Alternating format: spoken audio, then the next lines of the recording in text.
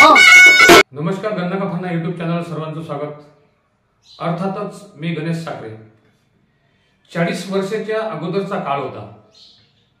आम्ही मंगल बाबा जवळ शिक्षण घेत होतो आणि दुधाची कॅन घेऊन हॉटेलमध्ये लुंगीवर जाणारा माणूस भविष्यात दर्यापूरचा आमदार होईल आणि 40 वर्ष अनिर्भिक्त दर्यापूरचा सम्राट राहील हे जर कुणाला त्यावेळेस सांगितलं असतं तर त्याला मूर्खात कोणी काढलं असतं।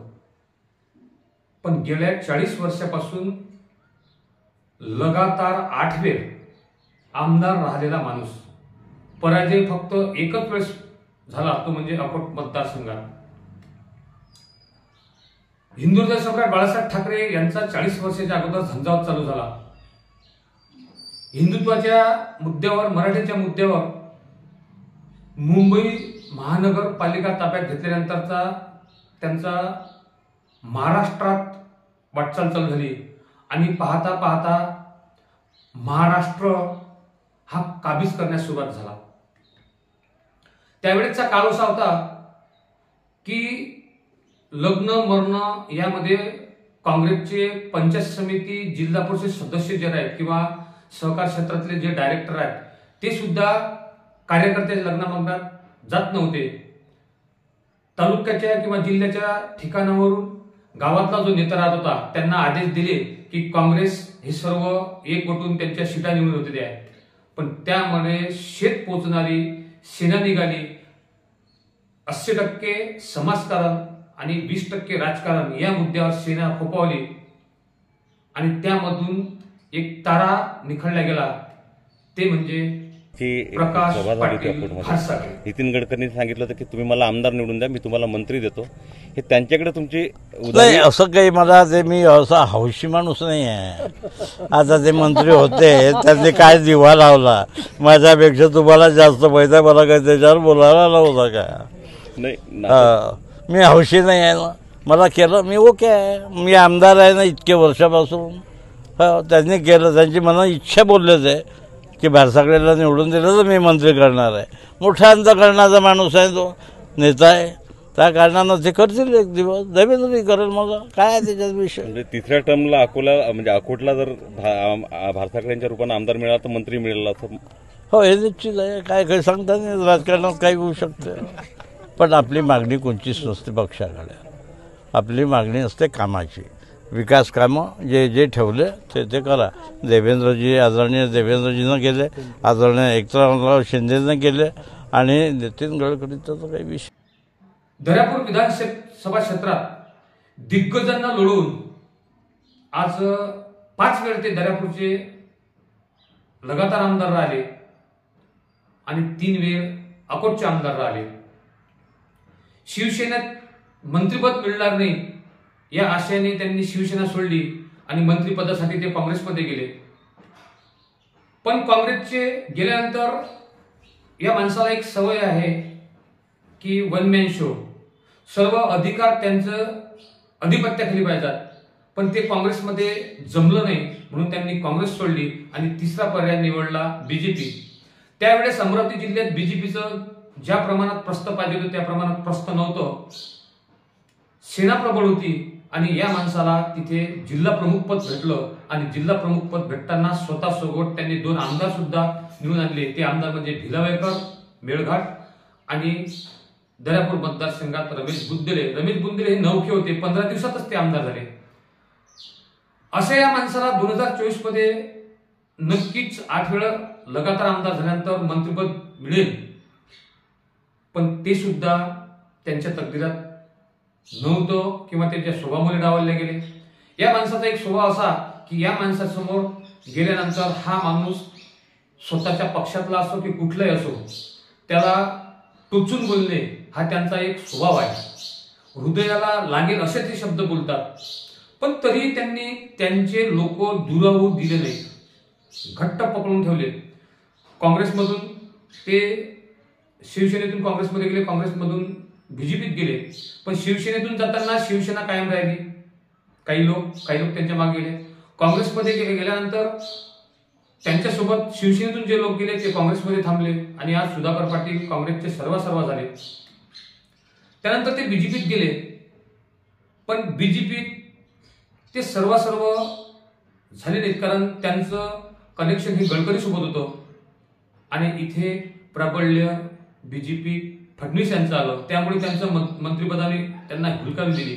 त्यांच्या मागून आलेले बच्चू कडू म्हणा, अनिल बोंडे म्हणा, यशोमती ठाकूर म्हणा, असे काही लोक मंत्रीपद, प्रवीण पोटे यांना मंत्रिपद त्यांच्या मागून आल्याने मिळालं. एक वेळ अशी होती की प्रवीण पोटे हे फटाके फोडण्यासाठी दर्यापुरात, प्रकाश पाटलाचे फटाके फोडण्यासाठी दर्यापुरात त्यांनी ठाण मांडलं होतं, पण नंतर ते पालकमंत्री झाले.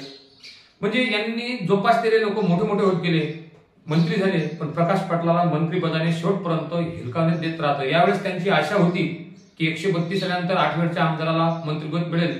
त्यांचे ज्युनियर जे राणी कंपनी आहे यांना मंत्रिपद मिळालं, पण त्यांना सुद्धा मंत्रिपद मिळालं नाही.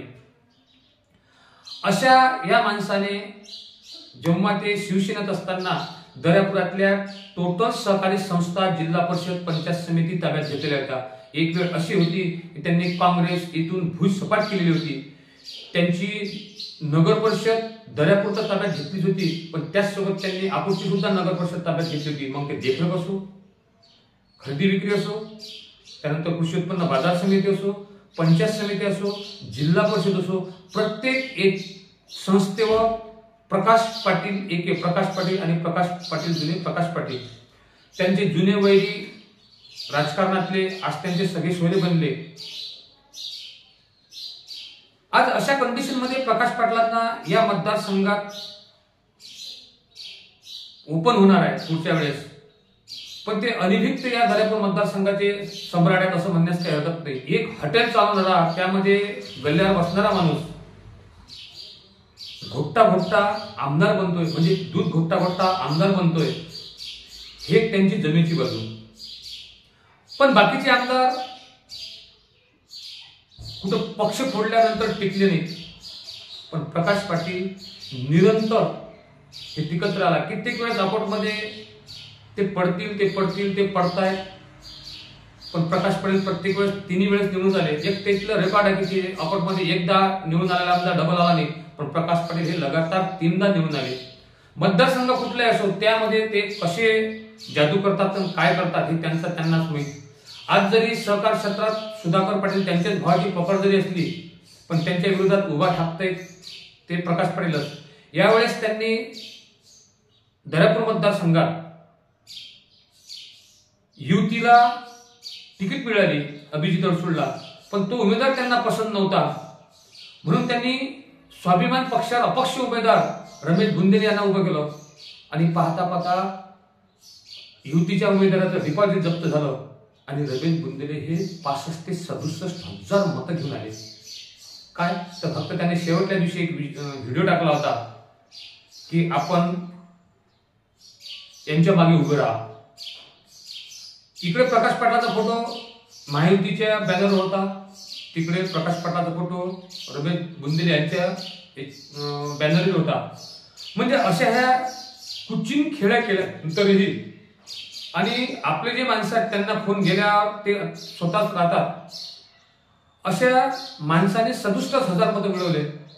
दर्यापूर क्षेत्रात दिग्गजांचं सहकार क्षेत्रात वर्चस्व होतं, पण प्रकाश पाटलांनी बरोबर घेरलं आणि प्रत्येक गावातल्या माणसाला जवळ करून नवखे उमेदवार त्यांनी देऊन आज सहकार क्षेत्रात अनेक डायरेक्टर त्यांनी, मग ते सूतगिरणी असो, खरेदी विक्री असो, कृषी उत्पन्न बाजार, असे अनेक डायरेक्टर त्यांनी निर्माण केले.